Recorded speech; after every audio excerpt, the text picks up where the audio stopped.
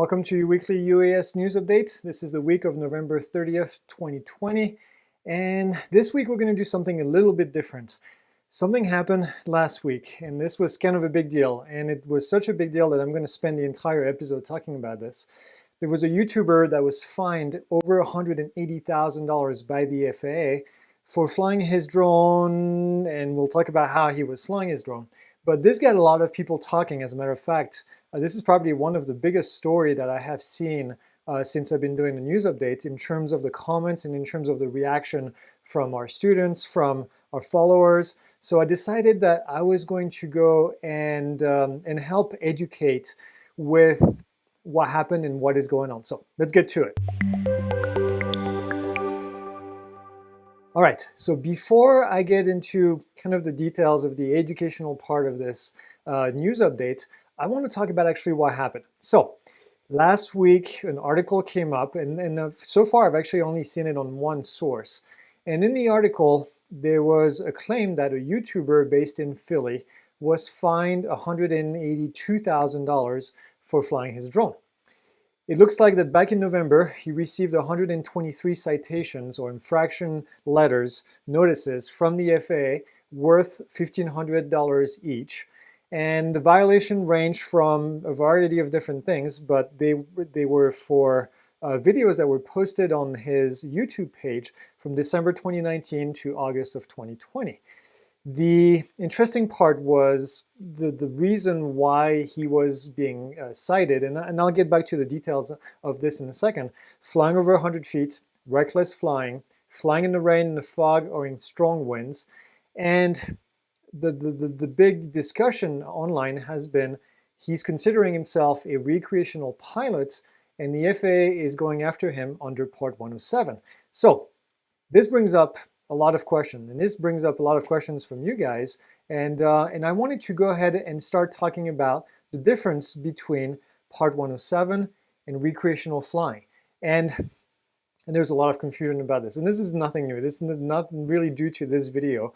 This is something that ever since I've been teaching Part 107 has been a question from people. We get this every single week. So I want to go in the regulation and actually show you where everything is located and how to actually make sense of this.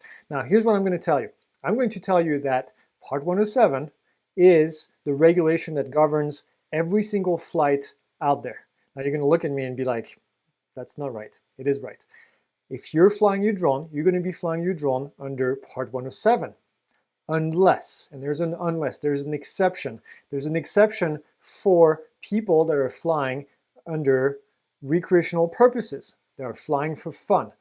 Everything else, if you're not flying your drone, and I'm going to repeat this many times in this video, every single time that you're not flying your drone for fun, for recreational purposes, for your own enjoyment, whatever you want to call it, then you're going to be flying under Part 107. Now, Part 107 is Part 107, we call it Part 107. It's related to the regulation, where the regulation is located in the Code of Federal Regulation. It's under Title 14, which is where the regulation for the FAA lives. And then in there, there's Part 107. Now, there's a lot of other regulation in there. Part 91 is what manned aircraft pilots are going to follow. Part 121 is what airline pilots are going to follow. So there's a lot of different places where we find information. Part 48, for example, is your registration. All the information about registering your drone is contained under Part 48. So Part 107 is where the regulation lives for flying your drone in the United States. A while back, the president signed the Reauthorization Act in 2018 for the FAA. In the Reauthorization Act, there were a few changes, and some of these changes were coded not under 14 CFR, not under Title 14, but under a different kind of rule book, if you want. And we call this, and I'm going to go into my computer right now to show you all of this. And that regulation is contained under this document that I have downloaded right here for you guys and that I started to highlight. And this document is located under what we call Section 44809. 44809, just remember this. 44809 is basically the code name for flying your drone for recreational purposes. Now, I want to go back. I want to go back to the FAA page because this is where all the information that you're going to find. If you ever have a question, you go on the FAA website. And here's the FAA website, faa.gov. UAS. And in here, you see that there's 4 different ways that you can fly your drone legally in the United States. You can fly as a recreational flyer and modeler community-based organization. We'll get back to community-based organization because this is an important keyword. Then we have certified remote pilots, or certificated remote pilots, including commercial operators. Now, this means that there is more than commercial operation that's included in flying as a remote pilot. Part 107 is the remote pilot. It's the same thing. Now, I know I'm guilty of saying commercial drone pilot. Commercial drone pilot doesn't really exist. It's not really a term. It's a term that we've made up because it's really, their lack of better word, people are flying for commercial purposes. They're flying under Part 107. But that's not the only thing that you do under Part 107. And I think that's where the confusion comes in. Then you have public safety people, government users. They operate under slightly different set of regulation. And then you have educational users. So let's take a look at these two right here, the green one and the blue one. Now, let's take a look at the actual regulation. If we go in the regulation, and I highlighted the good stuff for you guys, let's take a look here at the title of this regulation. Exception for limited recreational operations of unmanned aircraft. This is an exception. This is an exception to Part 107. How do I know this? Because if I scroll right down here, now let me make this a little bit bigger for you guys.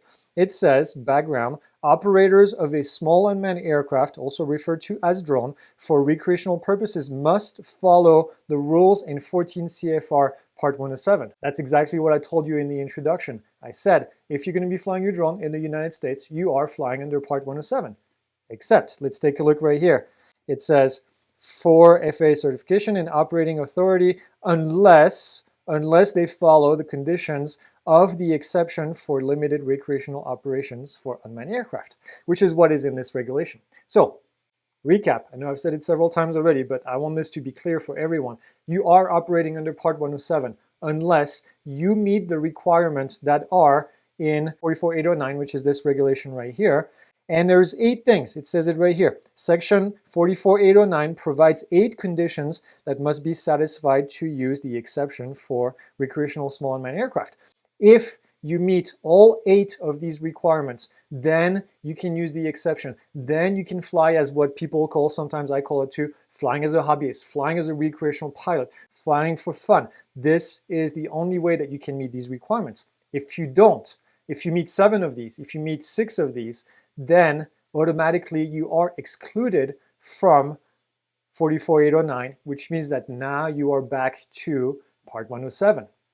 Why is this important? Why am I going into all these details? It's important because this is exactly what is happening here.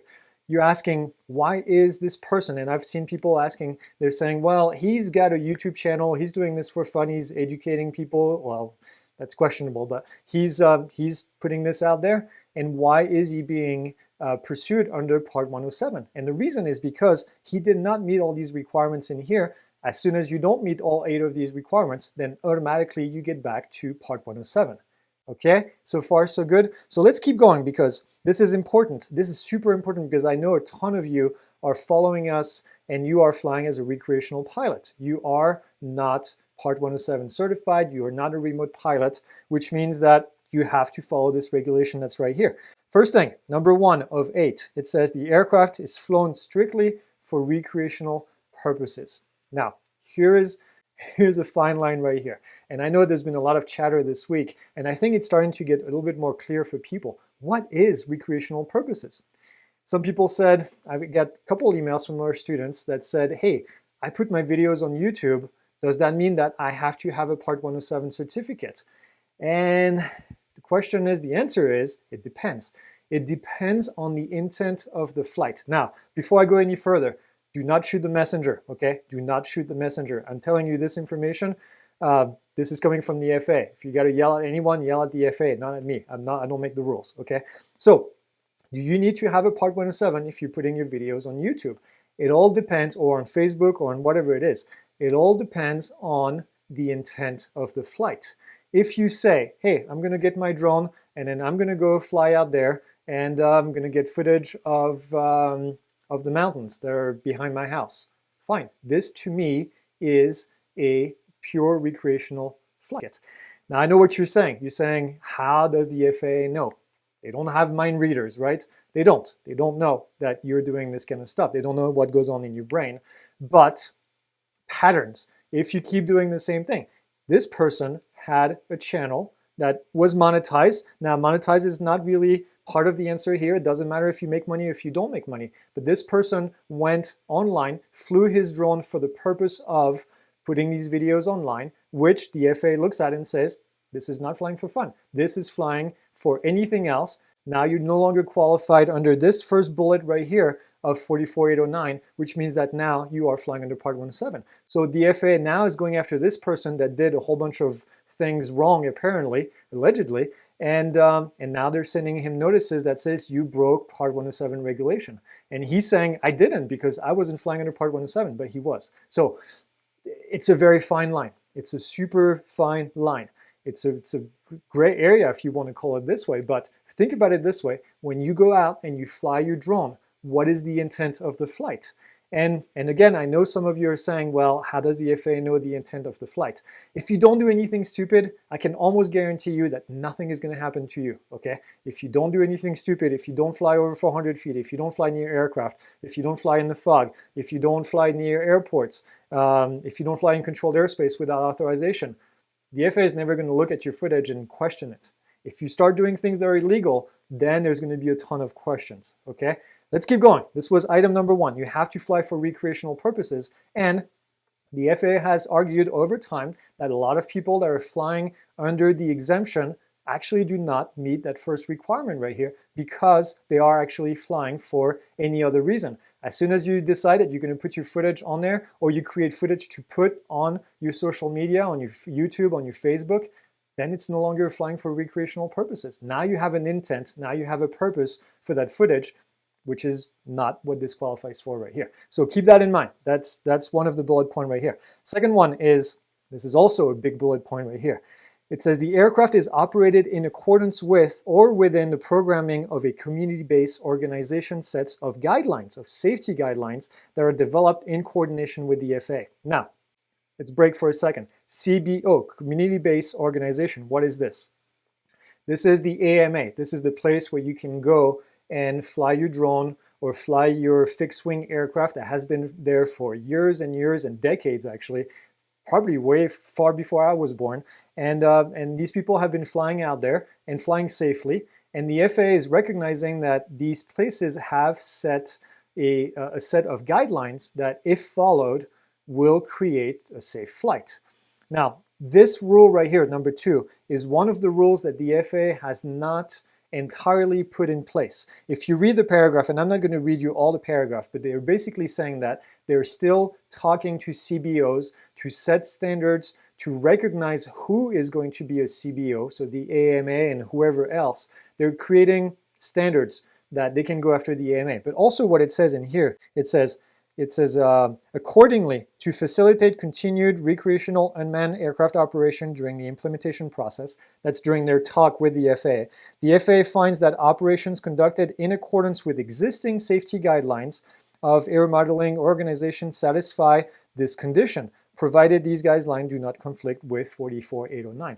So what this is basically saying is they're saying, hey, we're currently talking to CBOs. When this regulation goes into place, you will have to follow safety guidelines that are recognized by a CBO. But in the meantime, CBOs have been doing a great job, so we're going to keep whatever has been put in place, and we're going to accept that these are safe. So you have to follow this regulation. Now, I'm going to ask this of the audience in general. How many of you, when you fly under the recreational exemption, how many of you are following CBO guidelines?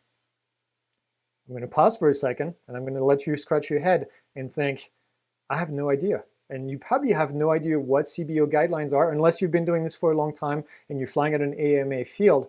Most of you have probably never seen CBO guidelines. So this is another thing right here. That's bullet number 2. That's one of the requirements when you're flying. Now, I want to keep going because there's a line in here that's really, really important that can get you in trouble. It says, fly only for recreational purposes. Okay, if we look at the entire list that's in here, these are basic guidelines that you should be following that come from CBOs in general. It says keep your unmanned aircraft within line of sight. It says do not fly over 400 feet in uncontrolled airspace. Do not fly in controlled airspace without FAA authorization. Follow all the FAA restrictions, blah, blah, blah. And then it says never fly near other aircraft. Always give way to all other aircraft. Never fly over a group of people, public event or stadiums full of people. It says never fly near emergency response activities. Never fly under the influence of alcohol. All these are common sense. All these are things that we've been teaching and we've been saying, don't do these things, okay? They're just stupid. But look at this line right here. It says you also should be able to explain to an FAA inspector or law enforcement official which safety guidelines you are following if you are flying under the exemption for limited recreational unmanned aircraft operation. If the FAA shows up during one of your flights and you tell the FAA, I'm flying as a recreational flyer under 44809, you have to be ready to tell them, I am following the safety guidelines for X community-based organization. Are you ready to do this? My guess is that the majority of you watching right now are saying, oh, okay, because this is something that's in here that you could get in trouble with, okay? So my guess is that if they were to control this person that just got the big fine, he wasn't able to provide this information right here. Number 3, it says the aircraft is flown within visual line of sight of the person operating the aircraft or a visual observer co-located and in direct communication with the operator. This is the second part of this statement is for people that are flying FPV. If you're flying FPV, then you need to have somebody flying as a visual observer next to you. It says the aircraft is operated in a manner that does not interfere with or gives way to manned aircraft. We know this. In Class B, C, D airspace, which is the control airspace, and within the lateral boundaries of the surface area of Class E airspace, then blah, blah, blah, it basically says you need to get authorization. We know this. No big secret here. And then number 6, in Class Golf, the aircraft is flown from the surface to not more than 400 feet above ground level. Now, this person that posted the videos and got in trouble, one of the videos that I watched them flying near a building, which I'm guessing was in Philly, and they were flying at 600, 700, 800 feet near that building. What does it say right here? In Class Golf, the aircraft is flown from the surface to not more than 400 feet above ground level and complies with all airspace restriction. Now, I don't know the airspace and the location where this person was flying, and so I don't want to elaborate too much on this, but if they were in Class Golf, they definitely could not be flying at 600 feet or 800 feet because of this statement right here. Now you're going to say, some people get confused about this. They say, can't I fly 400 feet on top of a building if I'm within 400 feet of that said building? You can't as a recreational flyer. You cannot. This is not in the regulation. It doesn't say anywhere in here. That regulation that I just quoted is regulation from Part 107. So if you are Part 107, then in this case you could apply this if you were in uncontrolled airspace. If you were in controlled airspace, that doesn't apply. So brings us back to all of this. All of a sudden, this person is not following the regulation that's right here, supposedly, based on some of the information that I've seen. 7, the operator has passed an aeronautical knowledge test and maintains proof of passage. This is not in place yet. As of the recording of this, we are early December of 2020. I know the FAA is working on the exam for recreational flyers. It is not in place yet, so this is a moot point for right now. So point number 7 does not apply in this case. And then 8, which is the last one, the aircraft is registered and marked and proof of registration is made available. That's it. Those are the 8 points that you have to meet. All 8 of them. You don't get to pick and choose. You have to meet all 8 of these points in order to qualify for the exemption for flying as a recreational pilot. Otherwise, you said with me, it is Part 107. It falls under Part 107. So I hope this wasn't too tedious, but I've seen a lot of misinformation online, and I've been trying to explain this to people for several years now, so I thought I would do this detailed video right here to really explain to you. This document, there's another view of it. This is an advisory circular right here called 9157 Bravo. And an advisory circular, if you're not familiar, this is a document that the FAA puts out that is not regulatory in nature. So it's not regulation, but it helps to understand the regulation. So a lot of this is guidance to help people follow the regulation. So I read straight to you from 44809, this advisory circular right here. I'll put a link down in the comments. This would be the more user-friendly version, if you want, that will help you to read the guidance. So, but everything that I just mentioned is in here. It tells you the 8 different steps. Those are the things that you need to meet. If you don't meet all 8 of these, so I recommend that you make yourself a little checklist and basically says, these are the 8 things that I need to meet. If I don't meet any of these requirements, then I need to be flying, either change my flight plan, change the way that I'm going to fly, or I need to be flying under Part 107, which requires to have a remote pilot certificate, which means you need to pass a test with the FAA. Okay. Is that clear? Clear as mud, right? I hope this clarifies a few things, because I know this is a big area that people get confused with all the time. And I have people sending me messages and say, well, I'm not getting paid for this. Do I still need to have a Part 107? Yeah, it doesn't matter. You can see in here, there is no real mention of commercial operation. They do mention commercial a little bit, but they said including commercial operation. And there's no mention of money. Money has really no factor in deciding whether or not you're flying under Part 107. So the next question is, that I've gotten from people based on this article was, is it illegal to fly in the rain? So the answer is no, you can fly in the rain. Now, I don't recommend it because it wrecks your drone. But the idea with rain is if you're flying in the rain, chances are you're really close to clouds or you're really close to fog.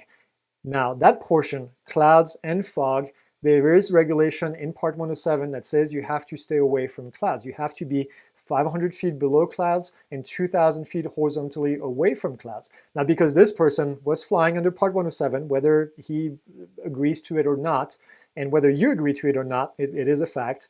So in this case, flying too close to a cloud or flying in the fog would mean that they would be close. Fog is a cloud, it's the same thing. But there's also a visibility requirement under Part 107, so 3 statute miles. So 3 statute mile visibility. If it's less than 3 statute mile visibility, you can't fly. If you're within 500 feet below cloud or 2,000 feet horizontally away from a cloud, then you can't fly either. So that's the portion of the article. Rain really has nothing to do with it. There's nothing in the regulation that says you can fly in rain. Now, I do want to point out something in the advisory circular that says, in the meantime, this interim guidance provides information of the statutory condition of the basic guideline. It says, nevertheless, recreational flyers must always remain aware that any operation endangering the safety of the National Airspace System, that's what NAS stands for, and it says, careless and reckless operation, those endangering persons or property, and those that interfere with or fail to give way to manned aircraft will be subject to FAA compliance action. So there's a catch-all right here. It's basically saying careless and reckless operation, which is part of the regulation also under Part 107. There's a section that says careless and reckless operation. There is one also for manned aircraft pilots, which is 91, well, now I just lost it, 9113 I think it is. So flying in the rain could be illegal based on this thing if the FAA really wanted to be picky. One more thing in here. It says, one of the questions I get from people, it says, is it illegal to broadcast your videos on YouTube? And that's a good question. No, it's not. It's not illegal to broadcast your videos on YouTube, but if you're broadcasting your videos on YouTube, guess what the intent of the flight is going to be? The intent is going to be not for recreational purposes, which means that you better have a Part 107 certificate in order to broadcast your videos on YouTube or any other platform, quite frankly. So that's kind of the catch-all right here. It brings us back to bullet number 1 in the document I showed you, which is you're flying for recreational purposes. If you're not, then you fall under Part 107. And then the last question that I got, I think the most, and I wanted to keep it for the end, is why did the FAA go after this guy? If you look at the number of followers he has, the number is fairly low. It's a few thousand people. Why go after him rather than somebody who has a ton of followers who does the same kind of things, the flying beyond visual line of sight and all of these things? And the answer is not clear. This is my speculation. My speculation is that, and this is based on conversations I've had with FAA inspectors, the FAA has a hard time to put the person with the drone when it's being flown, which means that sometimes it's hard to go after people that posted videos. A lot of you send me emails on a regular basis and say, how is this legal? Well, the answer is it's not legal. And your question is, why is the FAA not doing anything about it? And the FAA is not doing anything about it because they have a hard time to have the proof to be able to go after pilots that do this kind of activity. Now, with the fact that this person is live, is broadcasting the information live on their flight, now you have a date that they can go back and look at, and then they can cross-reference that with the flight path from the drone that's recorded in the drone. And they have the person talking on the camera at the same time and probably being seen on the camera as they are flying the drone. So now you have the time, you have the timestamp, you have the location of the pilot because of the track, and then you have the proof that the person was actually flying the drone. So all three of these things is typically enough for the FAA to take action. Are you going to be in trouble because you have videos posted of you doing weird things online, illegal things online? I don't know. That's a question I got as well. And you know, the answer is always do the right thing. Fly safely, follow the regulation as much as possible, and don't be defiant to the FAA. I think this is what I want to end this discussion with. There's been a lot of chatter online about this, and some people have said that this person had the ability to reply to the FAA. Instead, he decided to be defiant. Now, I don't have any way to verify that information 100%, but it's coming from people that I trust in this industry.